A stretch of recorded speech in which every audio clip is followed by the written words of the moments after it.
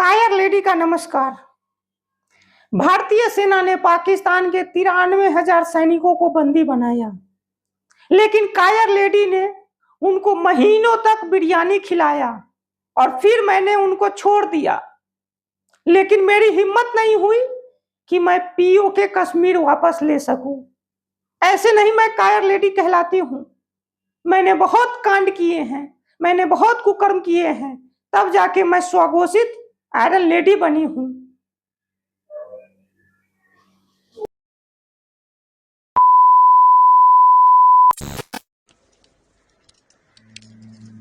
Not guilty.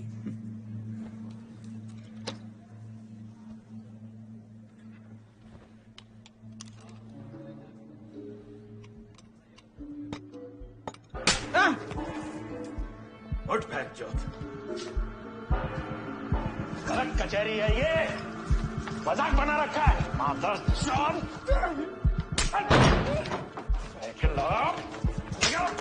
निकलो यहाँ से, निकलो। अरे पंडित जी जाने दीजिए उसको। अरे उसकी फट गई है। दोबारा दिखाई मत देना यहाँ पे। पंडित जी जाने दीजिए, जाने दीजिए। अरे पंडित जी मेरी बात सुनिए। अरे फट गई है उसकी, जाने दीजिए। नमस्कार दोस्तों, पिछले 3-4 दिन से हिंदुस्तान पाकिस्तान का युद्ध चल रहा था। ऐसा कोई भी व्यक्ति नहीं है हिंदुस्तान में या पूरी दुनिया में शायद जिसको मालूम ना हो कि वॉर चल रहा है।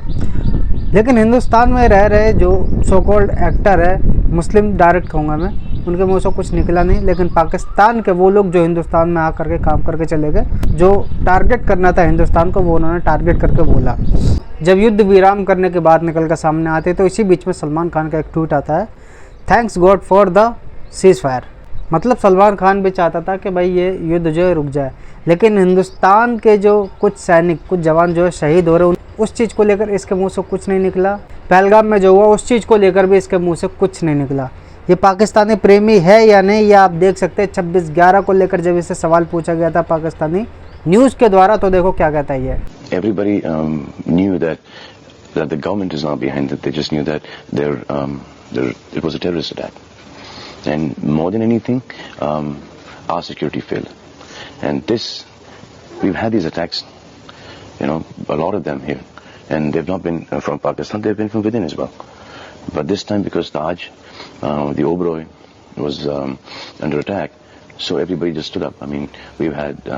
एक ही नहीं, दूसरा बयान भी ऐसा देता है कि जब पाकिस्तान में कोई ब्लास्ट होता है तो क्या वो कहते हैं कि हिंदुस्तान के द्वारा किया गया है। पाकिस्तान में खुद इतना हो रहा है, बेनजीर भुट्टो, परवेज मुशर्रफ के ऊपर कितने सारे अटैक्स हुए, मैरियट ब्लास्ट कर दिए गए। तो this is not even in control of Pakistan. मैं वहाँ की न्यूज़पेपर तो पढ़ता नहीं, लेकिन जब वहाँ पे ऐसी कोई घटना होती है तो क्या वो लोग बोलते हैं कि हिंदुस्तानियों ने किया?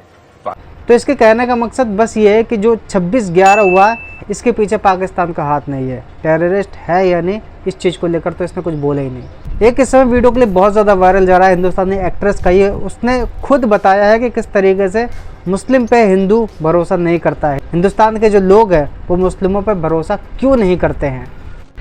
सलाम, नमस्ते एवरीवन। आई होप जितने लोग ये वीडियो देख रहे हैं वो सब खैरियत से हो। जैसे हालात चल रहे हैं हिंदुस्तान के, तो मैं यही दुआ करूँगी कि सब अच्छे से हों। एक्चुअली ये वीडियो मैं बनाना नहीं चाह रही थी, लेकिन मैं ना कंट्रोल नहीं कर पाई ये वीडियो बनाने से खुद को, और मुझे बहुत अफसोस है, गुस्सा है उन लोगों पे जो मेरे फेलो मुस्लिम एक्टर्स हैं, जो कुछ भी नहीं बोल रहे हैं, शायद इस डर से कि उनकी टारगेटेड ऑडियंस जो बहुत बड़ी मात्रा में पड़ोसी मुल्क से आती है, पाकिस्तान से आती है, उनके फॉलोअर्स ना गिर जाएं, उनके अकाउंट की रीच ना गिर जाए, इंस्टाग्राम इनसाइट्स ना गिर जाएं, उस वजह से कि उन लोगों को बुरा ना लग जाए। मैं ये सोच रही थी कि क्यों हमारे देश में हमारे जो हिंदू भाई बहन हैं वो मुस्लिम्स पे भरोसा क्यों नहीं कर पाते हैं। मुझे अभी उसका जवाब समझ में आ रहा है, वो इसलिए नहीं कर पाते क्योंकि जब इस तरह के हालात पैदा होते हैं ना, तो इन लोगों की वजह से जो कुछ मेरे मुस्लिम सो कॉल्ड भाई बहन हैं, इस इंडस्ट्री के अंदर, बाकी का तो मुझे पता नहीं, but specially in the industry मैं यहीं की बात करूंगी, तो वो ऐसे वक्त में कुछ बोलते ही नहीं है। तो मुझे ऐसा लगता है कि भाई साहब यकीन आएगा नहीं, यकीन दिलाना पड़ता है आपको, वो भरोसा कमाना पड़ता है। और शायद यही रीजन है कहीं ना कहीं कि उनको भरोसा नहीं है हमारी कौम पे। और बहुत अफसोस है मुझे कि या तो आप इतने नारे लगाते हैं, अपने मुसलमान होने पर आप बड़ा बताते हैं कि भाई हमसे बड़ा मुसलमान कोई नहीं है। तो मुस्लिम के अंदर तो ये बोला गया है कि सबसे पहले मोहब्बत आप अपने देश से करो, उसके बाद आप बाकी चीजें सोचो। तो कहाँ है वो मोहब्बत, कहाँ है वो जज्बा? और अगर आप लोग पाकिस्तानी आवाम से इतने ज्यादा ऑब्सेस्ड हैं, तो चलिए मैं आपकी ही बात रखती हूँ कि जरा सीखिए उन लोगों से जो पाकिस्तान के एक्टर्स हैं, बड़े बड़े नामी गिरामी एक्टर्स, जिन्होंने इंडिया में आके खूब काम किया है, खूब नाम कमाया है और बहुत बड़ी तादाद में उनके फॉलोअर्स हैं। मैं कुछ लोगों को फॉलो करती थी जिनके अकाउंट्स अब नहीं दिख रहे हैं। तो वो लोग वहां बैठ के अपने देश को सपोर्ट कर रहे हैं, जबकि उनके देश की तरफ से ही शुरुआत हुई थी, लेकिन फिर भी वो सपोर्ट कर रहे हैं। तो तुम्हारा खून क्यों नहीं खौल रहा है भाई साहब? तुम क्यों नहीं कर पा रहे हो अपने देश को सपोर्ट? क्योंकि तुम्हारा देश तो हर तरह से तुम्हारे साथ है, तुम क्यों नहीं कर पा रहे हो? बहुत अफसोस की बात है कि कुछ नहीं बोल रहे हैं। मेरी फॉलोइंग लिस्ट में कुछ लोग ऐसे हैं जिनको मैं 2-3 दिन से नोटिस कर रही हूँ। वो लोग अपनी आम जिंदगी की हर तरह की वीडियो डाल रहे हैं, स्टोरी डाल रहे हैं, बट मजाल है कि किसी ने ऑपरेशन सिंदूर के रिगार्डिंग कुछ डाला हो, नहीं डाला। तो ये क्या है? यही तो रीजन है कि हमारे जो हिंदू भाई बहन है वो भरोसा ही नहीं कर पाते इस कौम पे। लेकिन मैं ये भी बता दूं कि सब ऐसे नहीं होते हैं।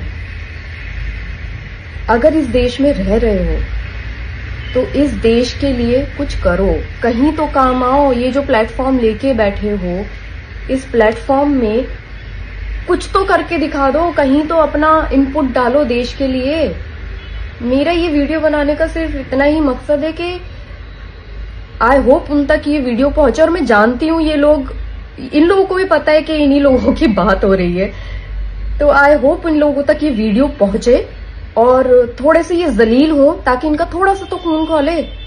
क्योंकि वहां के सेलिब्रिटीज तो कर रहे हैं अपने देश को सपोर्ट, तुम लोग क्यों नहीं कर रहे हो? फॉलोअर्स गिर जाएंगे भाई। मुझे ऐसा लगता है कि पाकिस्तान का शायद मैप और हिंदुस्तान के मैप में बहुत ज्यादा फर्क है, क्योंकि हिंदुस्तान बहुत बड़ा है। तो वो जो टारगेटेड ऑडियंस है उनको रहने दो वहीं पर ही। तुम अपने देश का सोचो, यहीं रह रहे हो, यहीं का खा रहे हो, यहाँ के नमक से थोड़ी सी वफा कर लो। यही हमारा मजहब सिखाता है, और जो मजहब को बहुत अच्छे से समझते हैं वो देश के साथ हैं। जय हिंद।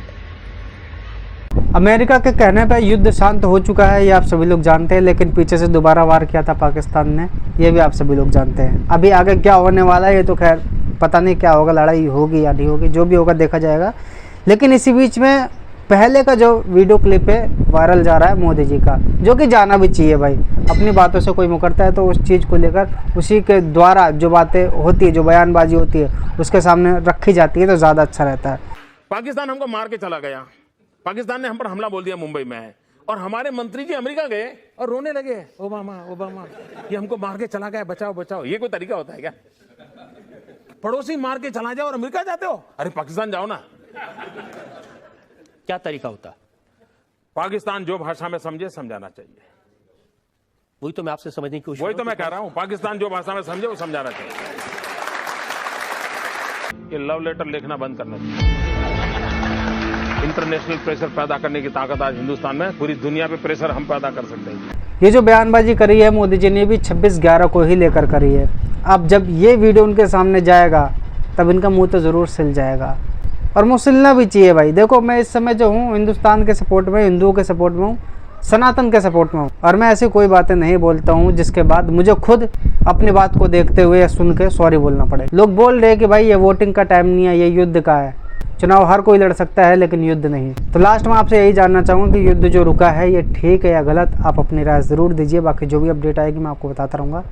चैनल के साथ जुड़कर रहें, सब्सक्राइब करने के बाद ध्यान रखें बेल आइकन अवश्य प्रेस करके रखें ताकि जो भी वीडियो अपलोड करूँ उसके सबसे पहले आप तक जानकारी पहुँच सके। नमस्कार।